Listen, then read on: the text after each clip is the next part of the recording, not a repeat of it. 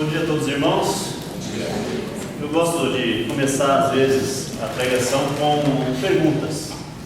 E hoje eu tenho algumas perguntas da ordem da língua portuguesa. Qual é o antônimo de amor? Será? Qual é o antônimo de morte? Nós vamos ver um pouquinho mais sobre isso. Então, e qual é o antônimo de vida? Naturalmente seria a morte. Mas no final, vamos voltar a essas perguntas e vamos ver como que a visão cristã nos traz algumas definições diferentes para essas palavras: vida, morte e amor. Obrigado, bem lembrado. Está prestando atenção, tá vendo? Que bom. Eu gostaria de convidar os irmãos, antes de começar propriamente dita a mensagem, há uma leitura em 1 Coríntios, capítulo 15. 1 Coríntios, capítulo 15. Eu tenho falado sobre o assunto ressurreição desde o domingo de Páscoa. Eu tenho falado sobre esse assunto tão importante para a fé cristã. 1 Coríntios 15, e nós vamos ver a partir do versículo 50. 15, 1 Coríntios, capítulo 15, versículo 50 em diante. Diz assim: Irmãos, eu lhes declaro que carne e sangue não podem herdar o reino de Deus, nem o que é perecível pode herdar o imperecível. Eis que eu lhes digo um mistério: nem todos dormiremos, mas todos seremos transformados. No momento, um abrir e fechar de olhos, ao som da última trombeta, pois a trombeta soará, os mortos ressuscitarão incorruptíveis e nós seremos transformados. Pois é necessário que aquilo que é corruptível se revista de incorruptibilidade, e aquilo que é mortal se revista de imortalidade. Quando, porém, o que é corruptível se revista, vamos de novo, versículo 54. Quando, porém, o que é corruptível se revestir de incorruptibilidade, e o que é mortal de imortalidade, então se cumprirá a palavra que está escrita: a morte foi destruída pela vitória. A morte foi destruída pela vitória.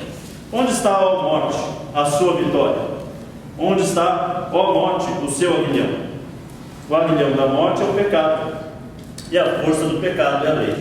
Mas graças a Deus, que nos dá a vitória por meio de nosso Senhor Jesus Cristo. Portanto, meus amados irmãos, mantenham-se firmes, e que nada os abale. Sejam sempre dedicados à obra do Senhor, pois vocês sabem que no Senhor o trabalho de vocês não será inútil. Muito bem, eu fiz também nas últimas semanas algumas perguntas. Eu perguntei qual é o seu grande sonho há 2 semanas atrás. E há 1 semana atrás eu perguntei qual é a sua grande motivação. E eu já aprendi uma coisa, vivendo no mundo de vendas principalmente, mas de um modo geral, eu aprendi que o ser humano ele é motivado por 2 vertentes. Talvez hajam outras vertentes, mas as 2 principais motivações que o ser humano tem, uma é o desejo. Ele corre atrás daquilo que ele deseja. E outra grande vertente é o medo. Ele corre muito daquilo que ele tem medo. Então, 2 vertentes que nos motivam. Uma, aquilo que nós desejamos, nós queremos, então nós corremos atrás. E a outra é aquilo que nós temos medo, nos assusta, então nós fugimos disso. Daí então uma outra pergunta: qual é o seu grande medo? De todos os medos, qual é o seu maior medo? Esses dias eu vi alguém fazendo uma entrevista e perguntaram a uma pessoa: qual é o seu grande medo? E a resposta dele qual foi? Consegue imaginar? Tem medo de ser enterrado vivo e morrer nessa circunstância. É de ter medo mesmo. E fizeram uma pesquisa sobre o ranking dos maiores medos das pessoas. Os 3 principais. Em terceiro lugar, o medo do desconhecido. Nós tememos aquilo que não sabemos, a indefinição. Nós não sabemos o que vem, então aquilo nos assusta, aquilo nos impõe medo. Segunda, o medo do ridículo, o medo de passar vergonha. As pessoas têm muito medo de passar vergonha. Daí que se diz que um dos maiores medos do ser humano é falar em público. Na verdade, a pessoa não tem medo de falar em público, ela tem medo de passar vergonha em público. Então, terceiro lugar, desconhecido. Segundo lugar, o medo de passar vergonha em público. E o primeiro lugar, disparado, de todas as pessoas, qual é o maior medo? Medo da morte. A morte nos assusta. E esse medo, ele, de uma certa forma, ele faz sentido ter medo da morte. Por isso que todo mundo tem medo da morte. Mas esse medo da morte nos faz ter uma relação diferente com a vida. Normalmente, quem tem muito medo da morte é porque não está vivendo uma vida plena, não está vivendo uma vida em que ela consegue se sentir satisfeita. Logo, ela pensa: eu não posso morrer antes disso e daquilo. E quando nós conversamos com pessoas já mais resolvidas, que estão mais completas e que elas já concretizaram uma série de coisas nas suas vidas, elas temem a morte ainda assim, mas é um temor já em menor nível, em grau já resolvido, porque elas já realizaram muita coisa. De modo que o nosso medo da morte, ele é maior quanto maior for a nossa ineficiência na vida. Quanto mais eu vivo de forma errada, mais eu temo a morte. Eu temo a morte não só porque eu temo a desaparecer o meu corpo, mas eu temo a morte também porque eu não sei exatamente o que vem depois. E se eu não vivi bem essa vida, eu tenho mais a ter medo da morte. Em Hebreus 9:27, Hebreus 9:27 é um versículo que eu gosto muito e que nos resume bastante a existência humana.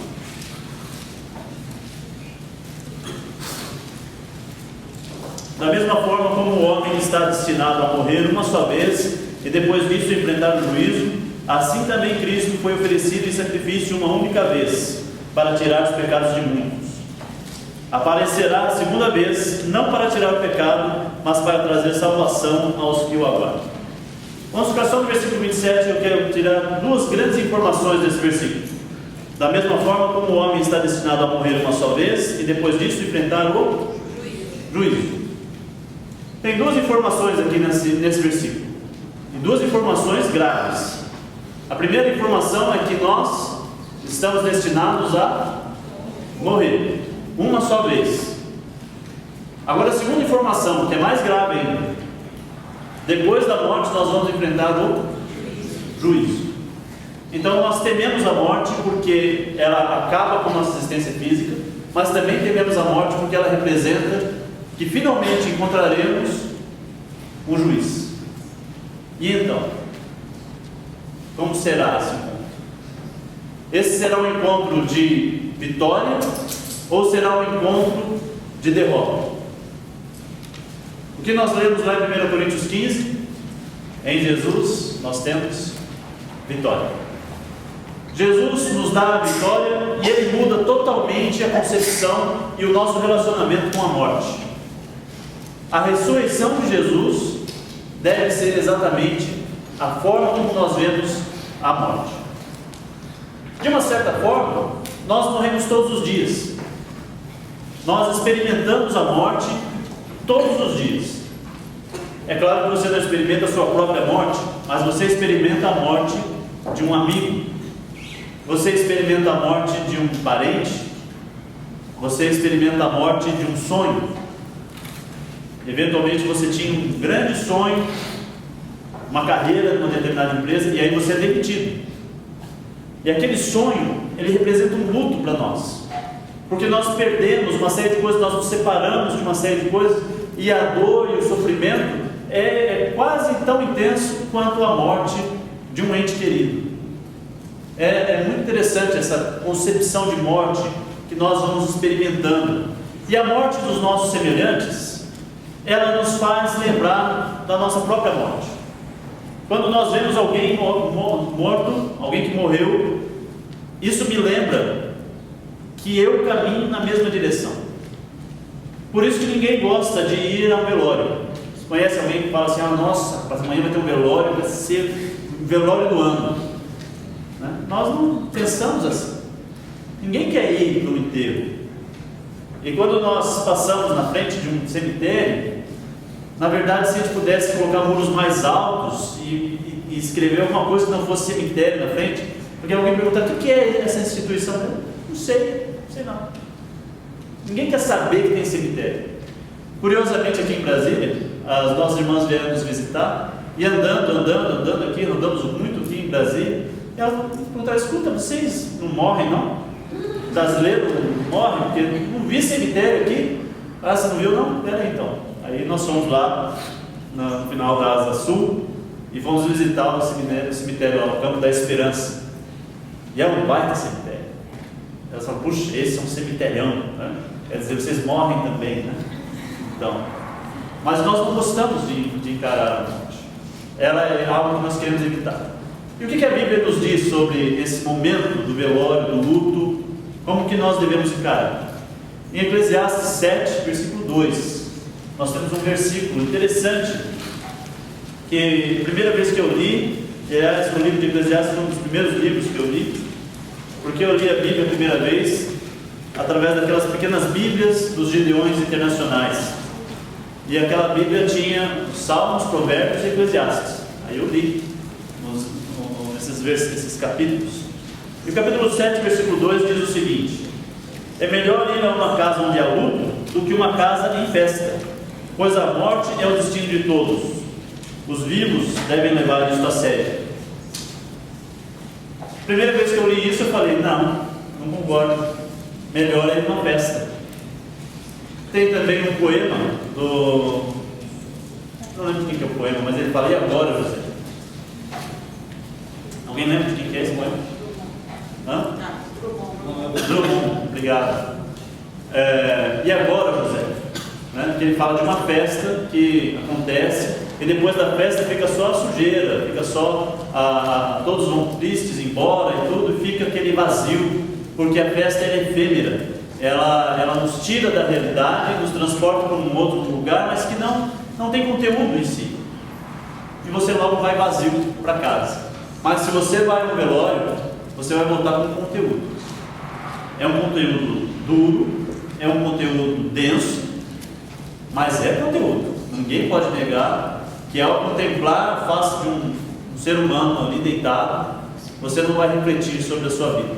Você não vai fazer o que ele está dizendo aqui: a morte é o destino de todos e os vivos devem levar isso a sério. Devemos levar a sério. Em Salmos também, 116, Salmo 116, versículo 15, esse versículo nos fala um pouco também sobre a morte, e sobre como Deus vê a morte. Nesse caso eu gosto mais da versão João Ferreira de Almeida, que fala que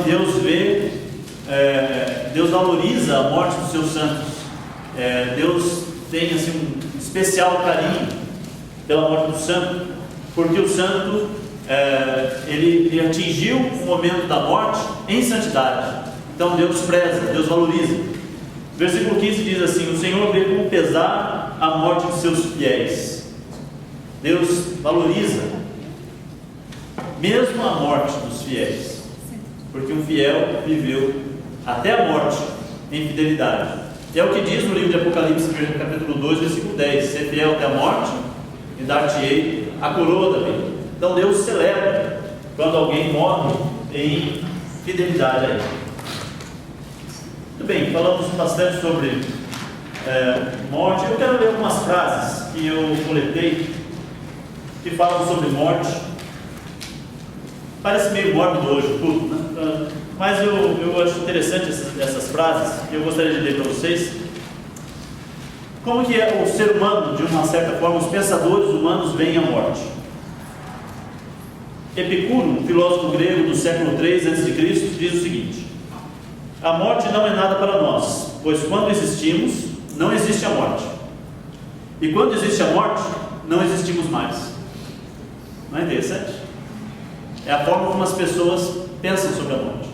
É claro que ele não tinha ainda conhecido sobre Jesus, então ele achava que a morte é o fim da existência. Mas não é isso que a Bíblia diz para nós. Após a morte, como nós lemos em Hebreus 9, 27, tem o juízo. Uma outra frase interessante do Sêneca: nisto erramos, em ver a morte à nossa frente como um acontecimento futuro, enquanto grande parte dela já ficou para trás. Cada hora do nosso passado pertence à morte.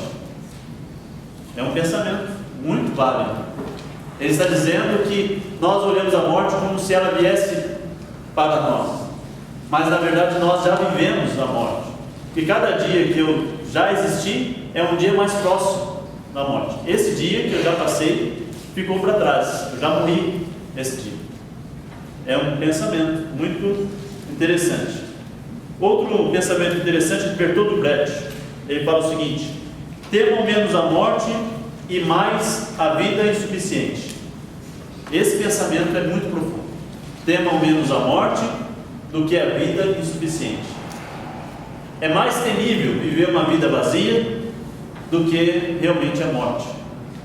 E esse pensamento vai muito na direção do que eu quero falar hoje. Vai muito na direção do que a Bíblia nos traz sobre como a vida deve ser bem vivida. Feliz serás e sábio terás sido, se a morte, quando vier, não te puder tirar senão a vida. Esse eu vou ler de novo. Francisco Quevedo, ele deve ser parente do Padre Quevedo, não, brincadeira, porque ele é do século XVI, então existiu há muito tempo atrás. Francisco Quevedo diz o seguinte: feliz serás e sábio terás sido, se a morte, quando vier, não te puder tirar senão a vida. A morte não pode nos tirar nada além da vida, que é tudo. Também um pensamento interessante. Eu vou ler mais dois pensamentos aqui interessantes. Do Benjamin Franklin. Depois eu posso mandar essas frases para vocês por e-mail, se alguém tiver interesse. O homem fraco teme a morte. O desgraçado chama. O valente procura. Só o sensato a espera. Então eu vou ler mais uma vez. O fraco teme a morte. Aquele que está em desgraça chama pela morte.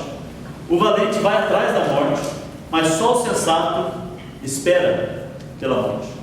Espera no sentido de que está sabendo que ela vem, não porque ele está esperando que ela venha logo, mas ele espera, não com pressa. Outra interessante do Sócrates: se a morte fosse mesmo o fim de tudo, seria isso um ótimo negócio para os perversos, pois ao morrer teriam canceladas todas as suas maldades, não apenas do seu corpo, mas também de sua alma. Então Sócrates disse isso. Parece que Sócrates, como disse Paulo, estava tateando na direção certa. Parece que tinha uma boa compreensão sobre a justiça de Deus. E ele está dizendo que a morte seria um excelente negócio para os perversos, pois teriam cancelado todas as suas dívidas, tanto do corpo quanto da alma. Portanto, não pode ser o fim de tudo a morte. Parece que ele andou lendo a Bíblia, né? Mas ele viveu antes e tem a impressão de que Deus revelava algumas faíscas de conhecimento para homens como Sócrates. E outra interessante é do Mário Quintana: a morte é a liberação total, é a libertação total. A morte é quando a gente pode finalmente deitar de sapatos. É uma liberdade total. Finalmente você pode deitar de sapatos. Às vezes a gente quer deitar no sofá de sapato, mas não pode. Mas quando você morrer, vai ter muito tempo para ficar assim. Muito bom. Se por um lado nós somos espelhados pela morte dos nossos semelhantes, e a morte dos nossos semelhantes faz com que nós encaremos a morte, por outro lado, o cristão deve não enxergar o reflexo da morte que vem dos nossos semelhantes, mas nós devemos enxergar a morte através de uma outra lente. Que lente é essa? Através da lente da ressurreição. Nós não devemos olhar a morte dos nossos semelhantes, mas devemos olhar a morte daquele a quem nós queremos ser semelhantes. Quem é esse? A morte de Jesus. Porque a morte não o reteve, porque ele teve vitória sobre a morte. Então, nós olhando pelas lentes da morte e ressurreição de Jesus, a nossa relação com a morte vai ser mais equilibrada. Nós vamos viver melhor essa vida. E isso então traz algumas algumas deliberações, algumas consequências para o nosso relacionamento com esse fenômeno que vai alcançar todos. Um fenômeno é que a igreja deve preparar os cristãos para uma boa vida. A gente está falando de morte? Sim, mas a igreja deve preparar os cristãos para viver uma boa vida. Dessa forma, a igreja prepara os cristãos para uma boa morte. Então a igreja tem dois papéis, e esses dois papéis são totalmente interligados, proporcionalmente ligados. Se nós vivemos bem, estamos preparados para uma boa morte. A igreja tem o papel de preparar o cristão para morrer bem. Ninguém gosta de falar desse assunto. Quem que gosta de falar disso? Mas se nós somos bons cristãos, e se nós vivemos boas vidas, então estaremos preparados para uma boa morte. Só quem vive uma boa vida está pronto para uma boa morte. O oposto também é verdade. Só quem está preparado para uma boa morte pode viver uma boa vida. Vou repetir, essa é interessante. Só quem está preparado para uma boa morte, bem preparado para encarar a morte, pode viver uma boa vida. Uma vida plena, sem medo. E esse é o antônimo de vida. O antônimo de vida não é morte. O antônimo de vida é medo. 1 João capítulo 4, versículo 18, 19, 17 e 18, perdão. 1 João 4, 17 e 18 fala para nós: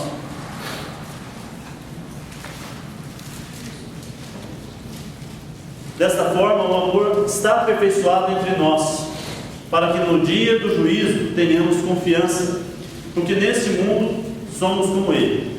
No amor não há medo, ao contrário, o perfeito amor expulsa o medo, porque o medo supõe castigo. Aquele que tem medo não está aperfeiçoado no amor. Se alguém não vive, é porque ele não está de fato amando.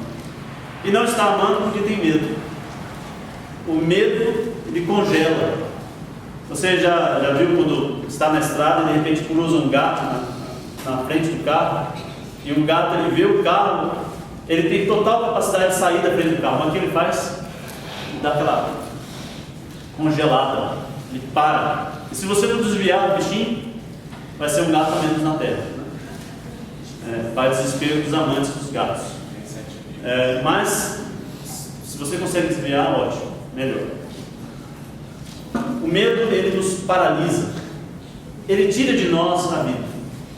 Então, ao invés de vivermos bem, ao invés de vivermos com generosidade e amando o próximo, nós vivemos com medo, inclusive medo da morte. Esse é o aguilhão do nosso inimigo. O inimigo usa o tempo todo esse nosso medo pela morte, nos prometendo vida. Ele faz isso. Ele promete aos jovens vida e abundância se eles saírem à noite. Ele promete aos casados vida em abundante se ele trai a esposa. Ele promete aos viciados vida em abundância se eles consumirem a droga. É tudo mentira, porque ele é o pai da mentira. Mas por medo de estar perdendo a vida, as pessoas fazem o quê? Acreditam na mentira. Por isso que eu digo que o oposto de vida é medo. E o oposto de morte não é vida. O oposto de morte é amor. O antônimo de morte é amar. Se você ama, você está vivo. Se você ama, você está cumprindo o mandamento de Jesus. Se você ama, o amor vencerá a morte no final. Assim como Jesus nos dá a vitória, como diz lá em 1 Coríntios 15, nós lemos no início, o amor nos dá a vitória sobre a morte. Porque em Jesus nós somos mais que vencedores. E é tão importante nós compreendermos esse versículo de Romanos capítulo 8, versículo 1, que diz que em Jesus nós somos mais que vencedores. Como pode alguém ser mais que vencedor? Porque o vencedor, por exemplo, um certo time, ano passado, foi campeão do mundo. Não é? Não vamos falar de quem time foi. mas ele foi campeão do mundo. Agora, esse ano, um outro time pode ser campeão do mundo. E então ele foi vencedor, mas ele não pode vencer sempre. Quer dizer, eventualmente pode ser bicampeão, tricampeão, mas ele não vai vencer sempre. Há 5 anos atrás, algum time outro foi campeão. Quem foi? Não sabemos. Então o vitorioso, ele é efêmero. A vitória é efêmera. Mas nós somos mais que vencedores, porque a nossa vitória ela não é efêmera. É uma vitória permanente, uma vitória eterna, uma vitória que vai passar a morte. Por isso que nós somos mais que vencedores. Dessa forma eu quero fechar aqui com um outro pensamento. Em Filipenses capítulo 1, versículo 20 até o 26. O apóstolo Paulo é uma das pessoas que teve acho que um dos melhores relacionamentos com esse fenômeno que é a morte. Ele nos dá algumas posições interessantes. Filipenses capítulo 1, versículo 20 até o 26. Isso.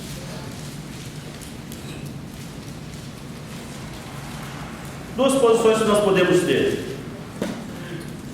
Vamos ver aqui. Aguardo ansiosamente e espero em nada serei envergonhado. Ao contrário, com toda a determinação de sempre, também agora Cristo será engrandecido em meu corpo, quer pela vida, quer pela morte. Porque para mim, o viver é Cristo, e morrer é lucro. Caso continue vivendo no corpo, terei fruto do meu trabalho, e já não sei o que escolher. Estou pressionado dos dois lados. Desejo partir e estar com Cristo, o que é muito melhor. Contudo, é mais necessário, por causa de vocês, que eu permaneça no corpo.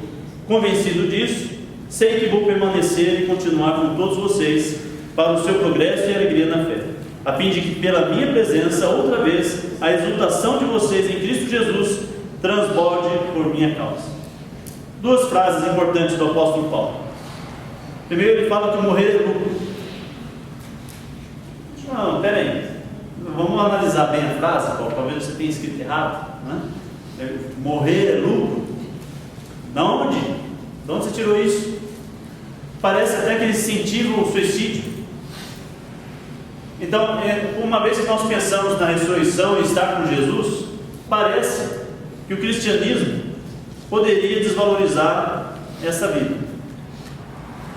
Parece que o cristão poderia tratar essa vida com menos cuidado, porque afinal de contas, morrer é lucro. Mas esse pensamento não é isso que Paulo está revestindo, não é isso que ele está mostrando para nós. O que ele está mostrando para nós é que o importante não é o morrer é lucro, porque ele quer sofrer, porque ele quer passar pela morte. Não é isso. O morrer é lucro porque ele quer estar com Cristo. Ele almeja estar com Cristo. Então a vida dele é direcionada para alguém que tem certeza que estará com Jesus no dia da sua morte. Ele fala que para mim o viver é Cristo e o morrer é lucro. Então ele quer estar com Jesus. Daí então a segunda grande afirmação de Paulo: o viver é Cristo. Ao contrário de nós, porque temos uma vida após esta, ao invés de nós desprezarmos essa vida, devemos valorizar ainda mais. Extremamente devemos valorizar esta vida. Por quê? Porque esta curta vida que nós vivemos aqui determina o nosso futuro eterno. Então essa vida é muito importante e eu não posso viver ela de qualquer jeito, de forma alguma. Em Romanos 2, última passagem de hoje, nos mostra essa realidade importante, que essa vida determina o que vai acontecer comigo na vida após a morte. Romanos 2,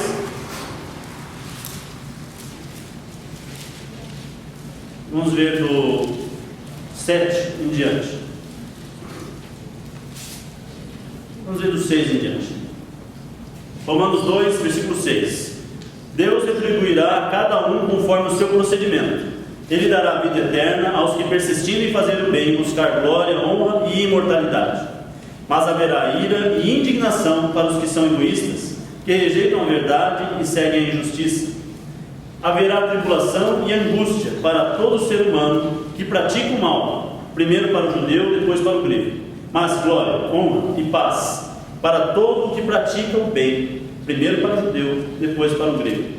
pois em Deus não há parcialidade. Essa vida curta, efêmera, ela impacta diretamente no nosso destino eterno. Portanto, nós devemos viver essa vida de uma forma tal que eu honre o nome de Jesus. Assim como um filho deve honrar os nomes dos pais, nós, como cristãos, devemos honrar o nome do nosso Pai. O nosso Pai eterno merece que nós vivamos uma vida digna. Então, quando nós estivermos em um momento de confrontação e de decisão entre falar a verdade e mentir, o mentiroso deve abandonar a mentira e viver a verdade em Cristo Jesus. Quando nós estivermos de frente com a preguiça, nós vamos dizer não à preguiça e vamos buscar o esforço para agradar a Deus. Quando nós estivermos de frente com o vício, nós vamos dizer não, porque eu creio numa vida após a esta. E porque eu creio nesta vida, eu vou me esforçar. Quando eu ver o necessitado, eu vou me esforçar para ajudá-lo. Porque eu creio que numa outra vida, eu vou me encontrar com esse necessitado. E eu não quero ouvir a mesma coisa do que aquele rico ouviu quando ele estava de frente com Abraão e o Lázaro. Que Jesus disse a ele: você em vida viveu com todas as suas posses, e ele teve necessidade, mas agora esse homem vai ter tudo, e você vai passar a eternidade aí, no Hades, no Tártaro, no sofrimento. Porque eu creio que há uma vida após esta. Porque eu creio que há mais do que simplesmente esse mundo que nós conhecemos. Nós devemos viver de forma tal a honrar o nome de Deus. Então, aquele que rouba, não roube mais, é o que a Bíblia nos diz. Se você sonega impostos, não sonegue mais. Se você desonra seus pais, não desonre mais. Se você não prega o Evangelho, passe a pregar. Se você dá mau testemunho, deixe de dar mau testemunho, passe a dar bom testemunho. Se você tem dificuldade em perdoar as pessoas, você tem retido perdão, libere perdão. Porque essa vida ela termina. Em algum momento você vai se encontrar com o Criador. Por que nós devemos viver bem essa vida? Porque nós estamos na invisível fila para a morte. Então vou dizer isso de novo. Existe uma fila e ela vai terminar na morte. Essa fila é invisível. Imagina que tem uma fila, ela é invisível. E eu estou nessa fila. E tem um número, uma senha. E vão chamar essa senha a qualquer momento. Eu não sei qual é o número. É a única fila que eu quero dar passagem para os outros. Pode passar, irmão. Vai à vontade. Ninguém quer ser o primeiro da fila. Essa fila todos querem deixar. Me deixa por último. Qual é o seu número? Você sabe qual é o seu número? Não? Talvez um idoso ainda viva mais 20, 30, 40 anos. Talvez um jovem não passe na semana que vem. Qual é o seu número? Você, meu irmão e eu, nós estamos numa fila. E nós sabemos que essa fila, ela anda. Ao contrário de muitas filas em vários bancos não andam, mas essa caminha. E ela está andando. E eu não sei meu número. Por isso, eu devo viver uma vida digna do chamado de Jesus Cristo. Vivendo uma boa vida, eu estarei pronto e preparado para uma boa morte. Estando preparado para uma boa morte, eu posso viver uma boa vida, livre do medo da morte. É o que Jesus diz. Conhecereis a verdade, e a verdade nos libertará. Em nome de Jesus. Bom dia.